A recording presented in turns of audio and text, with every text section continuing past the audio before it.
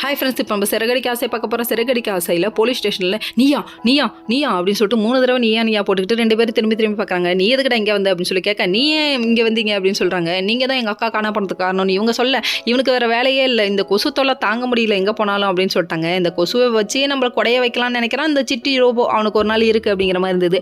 அதுக்கப்புறம் பார்த்தீங்கன்னா சரின்னு சொல்லிட்டு இவங்க வீட்டு பிரச்சனை சார் இதெல்லாம் விட்டுருங்கன்னு சொல்லிட்டு 24 மணி நேரம் தான் இப்போ கழிச்சு தான்ப்பா நான் கம்ப்ளைண்ட் எடுத்துக்கோங்க, வெளியே போங்கப்பா அப்படின்னு சொல்லிட்டு 2 பேர்த்தையும் தட்டி அனுப்பிட்டாங்க. இவங்க 2 பேர் வெளியே வந்ததுக்கப்புறம் நம்ம முத்துவோட அலைச்சல் பார்க்கும்போது ரொம்ப மன வருத்தமாக இருந்ததுங்க. எனக்கு மன உளைச்சலாக இருக்குது முத்து அலையறத பார்க்கும்போது ரொம்ப கஷ்டமாக இருக்குது. டேரக்டர் சார் இப்பெல்லாம் அலைய வைக்காதீங்க சார், பாவமாக இருக்கும் முத்துவை பார்க்க.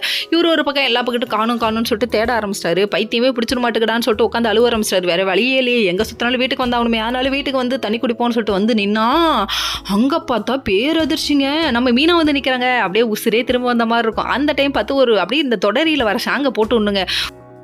ஆரம்பிச்சிடலாமா அப்படின்னு சொல்லிட்டு போன உசுறு வந்துடுச்சின்னு ஒரு சாங்கை போட்டு விட்டாங்க. வேற லெவல்ப்பா அப்படிங்கிற மாதிரி இருந்துச்சு.